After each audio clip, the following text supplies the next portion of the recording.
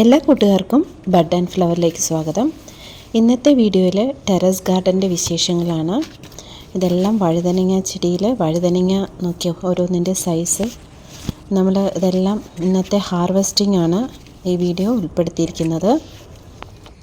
Fengal ചുഴലിക്കാറ്റെല്ലാം അടിച്ച് കഴിഞ്ഞിട്ടുള്ള ചെടിയുടെ എല്ലാം ഒരു അവസ്ഥയാണിതെല്ലാം. ഞാൻ വിചാരിച്ച അത്ര മോശമല്ല, ഞാൻ വിചാരിച്ച എല്ലാം നശിച്ചു പോയി കാണുമെന്ന്. പക്ഷേ കുഴപ്പമില്ല. ഇപ്പം നമുക്ക് ഇതെല്ലാം ഒന്ന് ഹാർവെസ്റ്റ് ചെയ്തെടുക്കാം. അല്ലെങ്കിൽ ഇനി ഇത് കഴിഞ്ഞാൽ ഇത് ചിലപ്പോൾ മുറ്റിപ്പോകും. അതുകൊണ്ട് നമുക്കിതെല്ലാം ഒന്ന് പറിച്ചെടുക്കാം. ഓരോ 10 ദിവസം കൂടുമ്പോഴും ഇതേപോലെ ധാരാളം വഴുതനങ്ങ ഉണ്ടാവാറുണ്ട് ഇതിൽ. ഇപ്പം നിറയെ ചെടി വെച്ചേക്കുന്നുണ്ട്, നിറയെ വഴുതനങ്ങ കിട്ടും ഇതിൽ നിന്നെല്ലാം. ഇതേപോലെ ധാരാളം കായ ഉണ്ടാവണമെങ്കിൽ നമുക്ക് ഇതേപോലെ പുളിപ്പിച്ച ചാണകം പുളിപ്പിച്ചത് ഒഴിച്ചു കൊടുക്കുക, അല്ലെങ്കിൽ കടലപ്പിണ്ണാക്ക് പുളിപ്പിച്ചത് ആഴ്ച ഒരിക്കൽ ഒഴിച്ചു കൊടുക്കുക. പൂവിടുന്ന സ്റ്റേജ് ആകുമ്പോൾ നമുക്ക് ഇതിൽ ഫിഷ് അമിനോ ആസിഡ് അതേപോലെ പഞ്ചഗവ്യവും നന്നായിട്ടൊന്ന് സ്പ്രേ ചെയ്ത് കൊടുക്കാം ഇതിൻ്റെ പൂവിടുന്ന സമയത്ത്. അപ്പോൾ പൂവൊന്നും കൊഴിഞ്ഞു പോകാതിരിക്കും. പിന്നെ നമ്മുടെ വീട്ടിലെല്ലാം ഉള്ളതാണ് കഞ്ഞിവെള്ളം. കഞ്ഞിവെള്ളം നമുക്ക് ഒരാഴ്ച പുളിപ്പിച്ച് വെച്ച് അതൊഴിച്ചു കൊടുക്കാം. ഇങ്ങനെ മാറ്റി മാറ്റി എന്തെങ്കിലും ഒരു വളം ഇതിന് ചേർത്ത് കൊടുക്കാം. പിന്നെ ചാണകപ്പൊടി, എല്ലുപൊടി, വേപ്പിൻ പിണ്ണാക്ക് ഇതെല്ലാം നമുക്ക് മാസത്തിലൊരിക്കൽ ചെടിയുടെ ചുവട്ടിൽ ഇട്ട് കൊടുക്കാവുന്നതാണ്. നമ്മൾ ദിവസവും ഇതിൻ്റെ കൂടെ ഒരല്പസമയം സ്പെൻഡ് ചെയ്യണം. അല്ലാതെ വെച്ച് കഴിഞ്ഞിട്ട് പിന്നീട് പച്ചക്കറി പറിക്കാൻ വന്നു കഴിഞ്ഞാൽ ഒന്നും ഉണ്ടാവത്തില്ല. കിട്ടുന്ന സമയം രാവിലെയോ വൈകിട്ടോ എപ്പോഴെങ്കിലും നമുക്ക് ഇതിൻ്റെ കൂടെ, ഈ ചെടികളുടെ കൂടെ ഒരല്പം സമയം സ്പെൻഡ് ചെയ്യണം. നമ്മൾ കൊടുക്കുന്ന വളവും അതേപോലെ കെയറും അതേപോലെ നമ്മൾ ഇതിൻ്റെ കൂടെ സ്പെൻഡ് ചെയ്യുന്ന ടൈമുമാണ് ഇതിൽ നമുക്ക് കായ്കൾ ഉണ്ടാവുന്നത്. അതെനിക്ക് നല്ല വ്യത്യാസം അറിഞ്ഞതാണ്. വയലറ്റ് വഴുതനങ്ങ ഇത്രയും മതി. ബാക്കിയുള്ളത് നമുക്ക് 2 ദിവസം കഴിഞ്ഞ് പറിക്കാം. അപ്പോഴത്തേനും അത് നല്ല വലിപ്പം വെച്ച് വരും. ഇവിടെ കുറച്ച് പച്ച വഴുതനങ്ങ നിൽപ്പുണ്ട്. നല്ല നീളൻ പച്ച വഴുതനങ്ങയാണിത്. നമുക്കിതും കുറച്ച് പറിച്ചെടുക്കാം.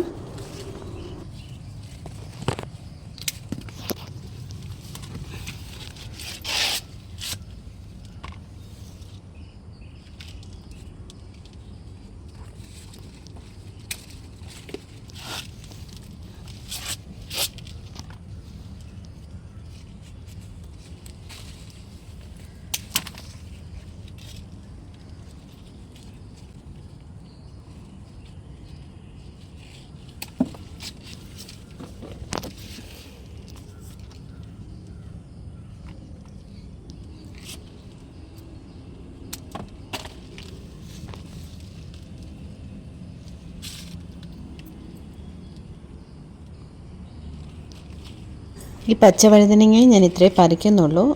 ഇനിയുള്ളത് കുറച്ചുകൂടെ വലുതായിട്ട് പറിച്ചെടുക്കാം.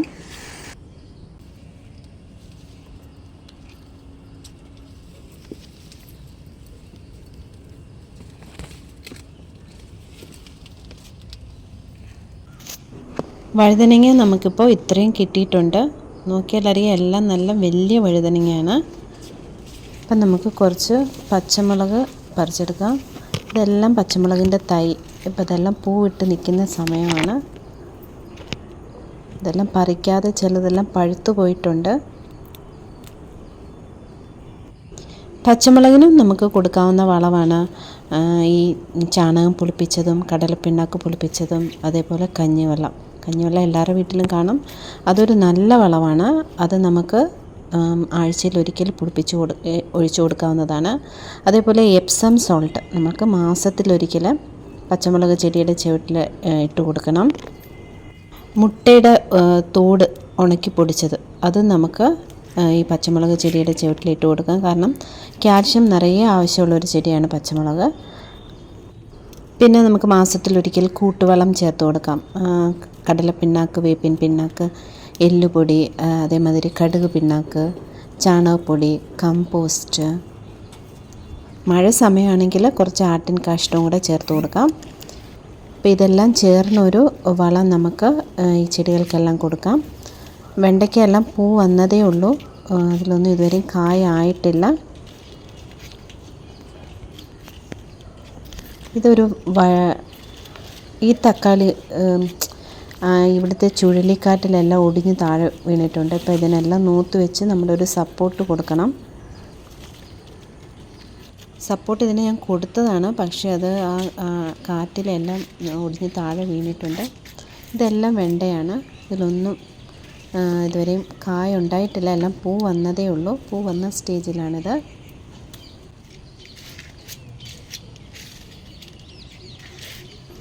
ഈ സൈഡെല്ലാം ഞാൻ കുറച്ച് റോസ വെച്ചിട്ടുണ്ട്, കാരണം മേലെ ആകുമ്പോൾ നല്ല വെയിൽ കിട്ടും.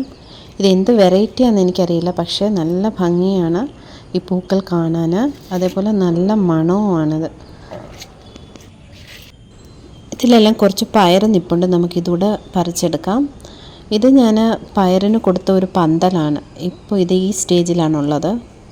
ഈ ചുഴലിക്കാറ്റിലെല്ലാം പന്തലെല്ലാം ഒടിഞ്ഞ് താഴെ വീണിട്ടുണ്ട്. ഇപ്പോൾ നമുക്ക് ഇതിൽ നിന്ന് കുറച്ച് പയറൊക്കെ ഒന്ന് പറിച്ചെടുക്കാം. പന്തലൊക്കെ പിന്നീട് കെട്ടിവെക്കാം. ഞാൻ PVC പൈപ്പിലാണ് ഈ പന്തൽ കൊടുക്കുന്നത്. ഈ പയറിനുണ്ടാകുന്ന ഒരു പ്രശ്നമാണിത്. ഇത് നമ്മൾ എത്ര മരുന്ന് അടിച്ചാലും ഇത് പോകത്തേയില്ല. ഈ പയർ കൃഷിയിൽ നമുക്ക് മാസത്തിലൊരിക്കൽ ഡോളോമൈറ്റ് നമുക്ക് വെള്ളത്തിൽ കലക്കി ഒഴിച്ചു. ഇത് പയർ വെച്ച് ഒരു 15 ദിവസം കഴിയുമ്പം ഇതിൽ പൂവുണ്ടാകാൻ തുടങ്ങും. ആ സമയത്ത് നമുക്ക് സ്യൂഡോമോണസ് എല്ലാം ഒന്ന് വെള്ളത്തിൽ കലക്കി ഒഴിച്ചു കൊടുക്കുക, അല്ലെങ്കിൽ പഞ്ചഗവ്യം അല്ലെങ്കിൽ ഫിഷ് അമിനോ ആസിഡ് ഇതെല്ലാം നമുക്ക് 1 ലിറ്റർ വെള്ളത്തിൽ കലക്കിയിട്ട് ചെടിയെല്ലാം ഒന്ന് സ്പ്രേ ചെയ്ത് കൊടുക്കാം. ഒരു 2 മാസം കഴിയുമ്പോഴത്തേന് നമ്മൾ തൈകൾ മാറ്റി വെച്ച് 2 മാസം കഴിയുമ്പോഴേക്കും നമുക്കിതേപോലെ ധാരാളം പയർ പറിച്ചെടുക്കാവുന്നതാണ്. അതേപോലെ മറ്റ് ചെടികൾക്ക് കൊടുക്കുന്ന അതേ കൂട്ടുവളമാണ് ഞാൻ ഇതിനും കൊടുക്കാറുള്ളത്. പ്രത്യേകിച്ച് വേറെ ഒന്നും കൊടുക്കാറില്ല. ഇത്രയും കിട്ടിയിട്ടുണ്ട് നമുക്ക്. പയറും വഴുതനങ്ങയും പച്ചമുളകും എല്ലാം കൂടെ ഇത്രയുണ്ട്.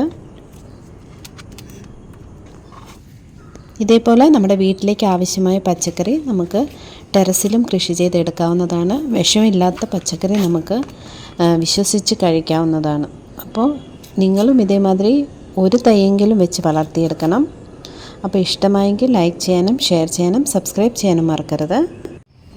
മറ്റൊരു ചെടിയുടെ വിശേഷവുമായി കാണുന്നത് വരെ നന്ദി, നമസ്കാരം.